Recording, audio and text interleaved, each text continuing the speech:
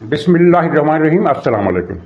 मौलाना फजल रहमान ने कल जो वकला कन्वेंशन से खिताब किया और जिसमें वकीलों की बहुत बड़ी तादाद ने शिरकत की, उससे ये वाज़ेह हो गया कि मौलाना अपने फ़िक्रों पर माजरत करने के बजाय डट गए हैं और इस फंक्शन में उन्होंने और भी ज़्यादा सख्त तकरीर की, जिसमें कारगिल का इशू भी उन्होंने उठाया। वो मैं बातें दोहराना नहीं चाहता, लेकिन कारगिल का इशू मौलाना को नहीं उठाना चाहिए था, इसलिए कि उस सारे वाक़े की जिम्मेदारी परवेज़ मुशर्रफ पर थी और परवेज़ मुशर्रफ के मौलाना इत्तेहादी रहे हैं।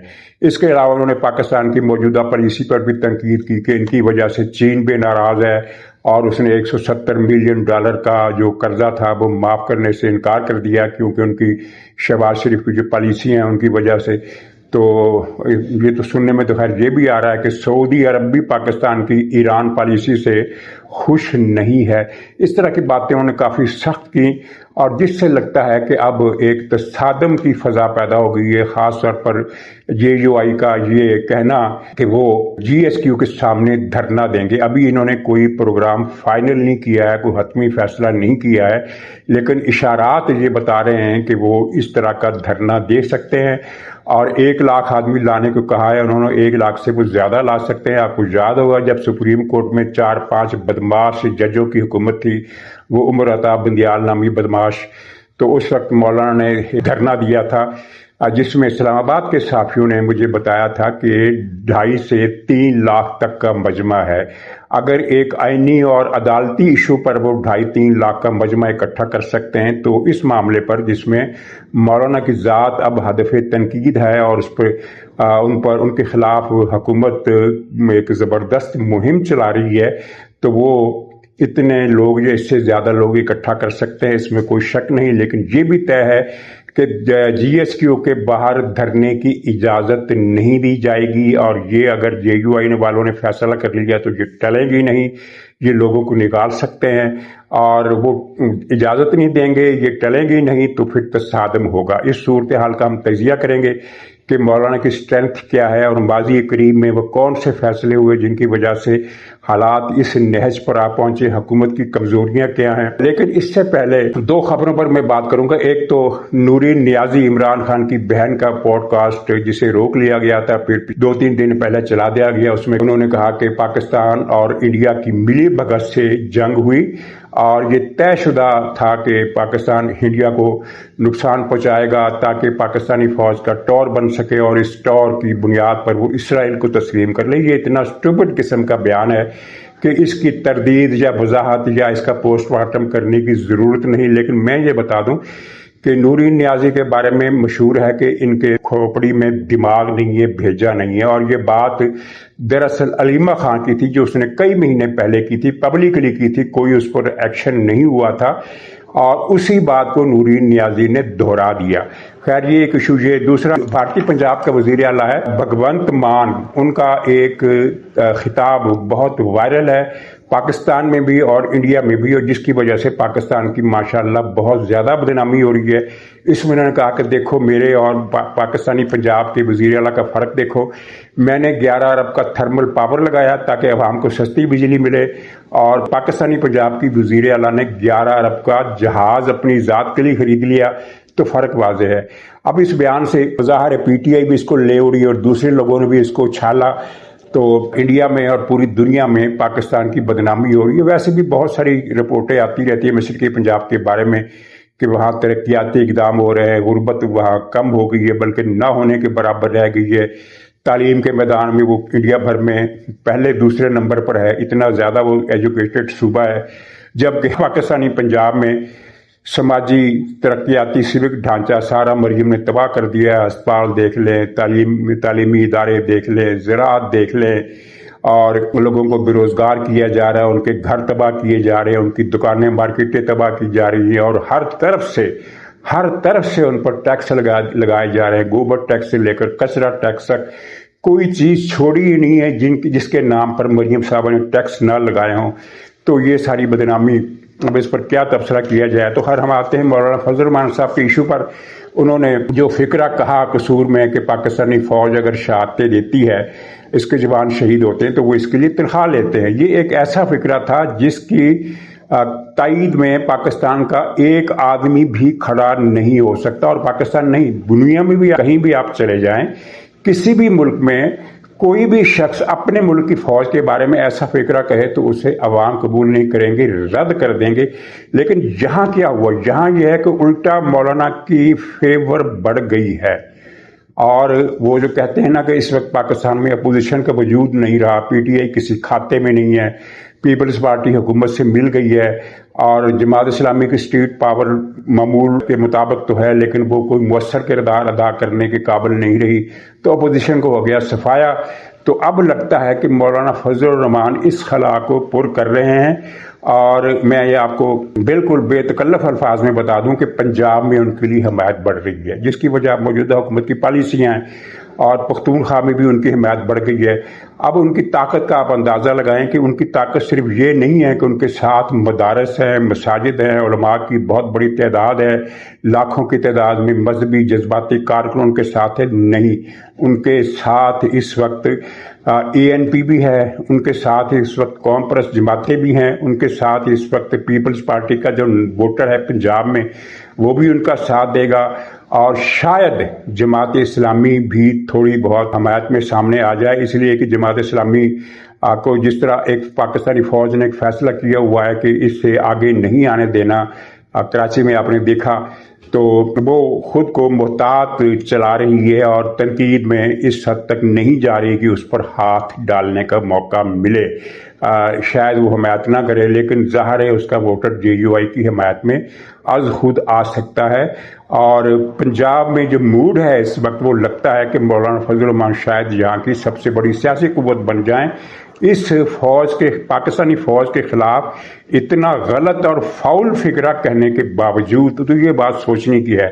تو مولانا کی سیاسی طاقت ہے، وہ اپنی طاقت تو ان کے ساتھ ہے ہی، لیکن انہیں حکومت اور اسٹیبلشمنٹ کے مخالف تمام افراد کا تعاون مل سکتا ہے اگر خدا نخواستہ انہوں نے ہیڈ آن کولیجن کا فیصلہ کر لیا۔ میرے خیال میں اس حد تک بات شاید نہ جائے، اس سے پہلے ہی مصالحت کوئی فارمولہ ایسا نکل آئے، لیکن اگر ہوا تو یہ پاکستان کے لیے ایک بڑی تشویشناک صورتحال ہوگی۔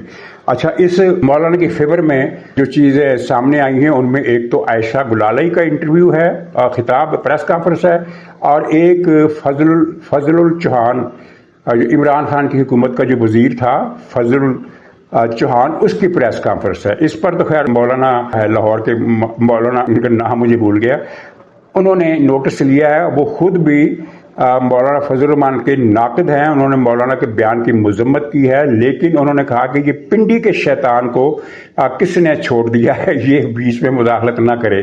انہوں نے فضل الچوہان کو پنڈی کا شیطان قرار دے دیا۔ ویسے یہ ٹائٹل تا حیات شیخ رشید کے پاس ہے، لیکن اب انہوں نے، مولانا طاہر اشرفی صاحب کی بات کر رہا ہوں، تو انہوں نے یہ ٹائٹل اب ان کو دے دیا فضل الچوہان کو۔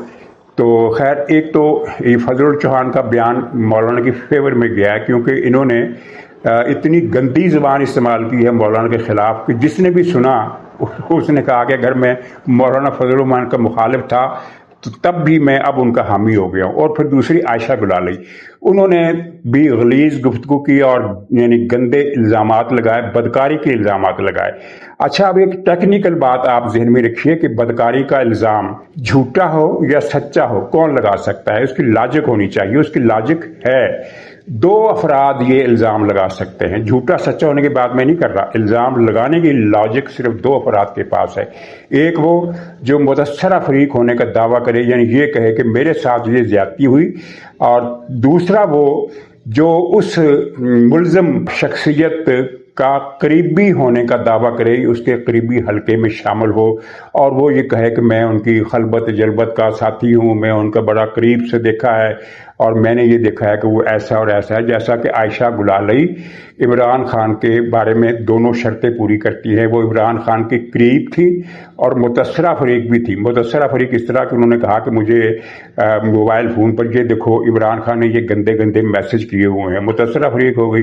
دوسری یہ کہ وہ عمران خان کو بہت قریب سے جانتی تھی، جس طرح ان کی وہ بیوی بھی ہے اہلیہ ریحام خان، وہ بھی عمران خان کے قریبی حلقے میں بھی تھی اور عمران خان کی بیوی بھی رہی ہے، تو وہ انہوں نے بھی الزامات لگائے، تو اس میں لاجک ہے۔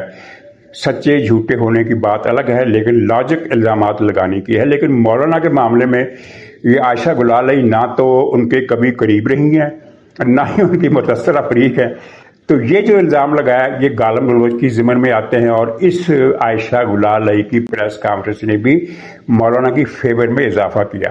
اچھا، پس منظر چھوٹا سا یہ ہے کہ ماضی میں چند برس پہلے کہیں نہ کہیں 3-4 فیصلے ہوئے جو اس وقت موجودہ صورتحال کو کی بنیاد سمجھے جاتے ہیں۔ مثلا ایک فیصلہ یہ تھا کہ وزیر اعظم نواز شریف صاحب کو نہیں بننے دینا، شہباز صاحب کو بنانا ہے، اور نواز شریف صاحب 3 مرتبہ کے تجربہ کار وزیر اعظم، کیا کہنا چاہیے جن کو نا، جس کا پیٹ بھرا ہوا ہو، سیر شخص، یعنی جو زیادہ لالچ نہیں کرتا دنیاوی مال و متاع کا، ان کی تجربہ کاری، پھر ان کا جو کریڈٹ ترقیاتی کاموں کا، موٹر ویز کا جال بچھایا، کارخانے لگائے، افراط زر کو کم کیا، ترقی کی شرح کو بڑھایا، خواندگی کی شرح کو بڑھایا، بے روزگاری کی شرح کو کم کیا، غربت کی شرح کو کم کیا۔ یہ سارے کریڈٹ وہ ہیں جن کو ان کے مخالف بھی مانتے ہیں۔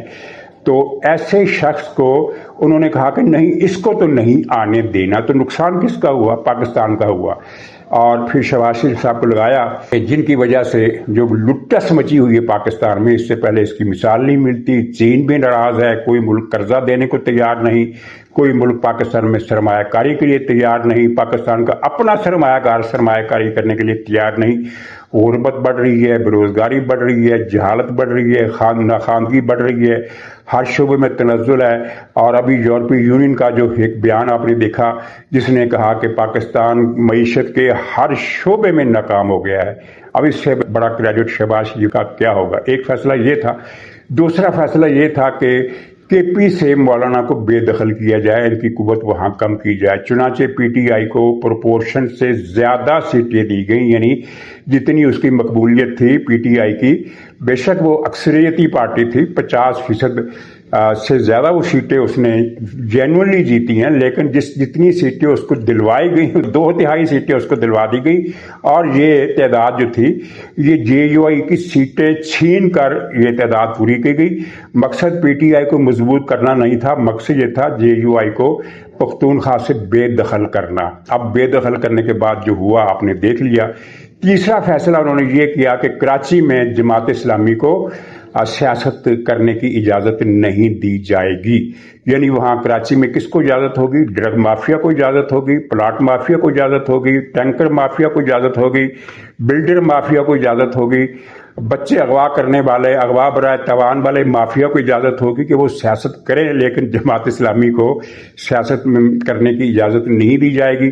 وہ اپنے بل بوتے پر بلدیاتی انتخابات میں پہلے نمبر پر آئی، یعنی اکثریت اس نے نہیں لی، لیکن وہ واحد اکثریتی پارٹی بن کر ابھری۔ اس کی سیٹیں پیپلز پارٹی اور پی ٹی آئی دونوں سے زیادہ تھیں، لیکن فیصلہ یہ تھا کہ مرتضی وہاب کو لگانا ہے، اور مرتضی وہاب جو ہے ماشاءاللہ وہ خود کو نیتن یاہو سمجھتا ہے اور کراچی والوں کو غزہ سمجھتا ہے، اور وہ وہی سلوک کر رہا ہے کراچی والوں سے جو اس کو کرنا چاہیے۔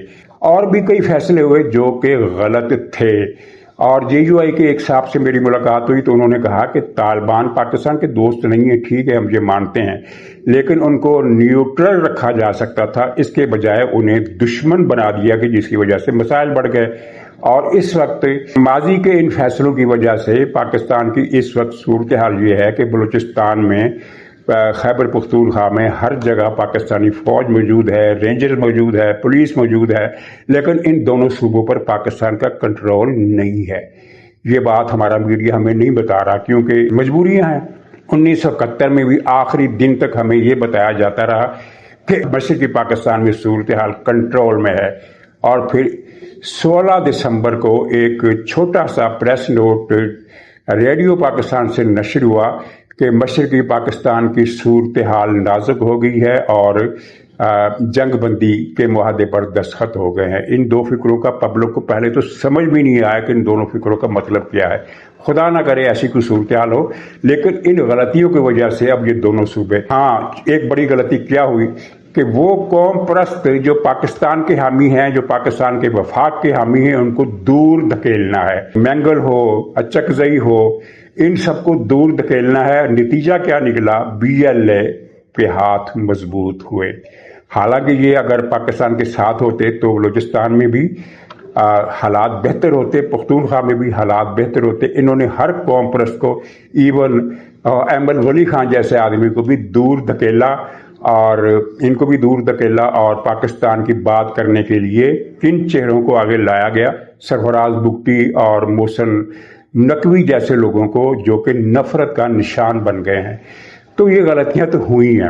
اب یہ مولانا فضل الرحمان صاحب کو اگر اس رستے پر چلنے سے نہیں روکا جاتا اور دونوں فریق سخت گیری سے اپنے اپنے موقف پر قائم رہتے ہیں، تو خدا نخواستہ ایک ایسا تصادم ہو سکتا ہے جس کا سب کو گھاٹا ہی گھاٹا ہوگا، فائدہ کسی کو نہیں ہوگا۔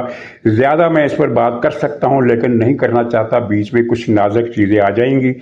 اور آخر میں چلتے چلتے اردن میں ایران کا ایک حملہ کامیاب رہا اور ان کا ایک میزائل ہٹ ہوا، جس کے نتیجے میں 3 امریکی فوجی مارے گئے، 2 کی لاشیں مل گئی، تیسری کی نہیں ملی، اور کچھ 8 فوجی زخمی ہوئے۔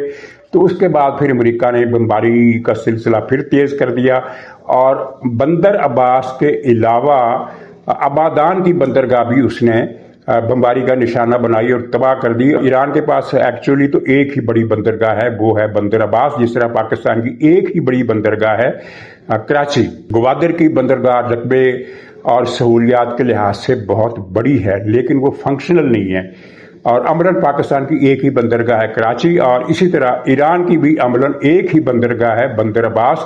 ویسے اس کے پاس 12-14 چھوٹی بندرگاہیں موجود ہیں، لیکن وہ بندرگاہیں نہیں ہیں، وہ بس گودیاں ہیں، اور مچھلی فروش آ گئے، کوئی کشتیاں آ گئی، اس طرح کی چیزیں ہیں۔ تو اب یہ بندر عباس کی جو تباہی ہے، یہ ایران کا بڑا بھاری نقصان ہے۔ تو خیر، ایران جنگ چونکہ اس ولاگ کا موضوع نہیں ہے، میں نے صرف ایک خبر دینے پر اکتفا کیا ہے۔ انشاءاللہ اس پر اگلے ولاگ میں بات ہوگی۔ تو ناظرین اجازت دیجیے، انشاءاللہ تعالی اگلے ولاگ میں پھر ملاقات ہوگی، تب تک کے لیے خدا حافظ۔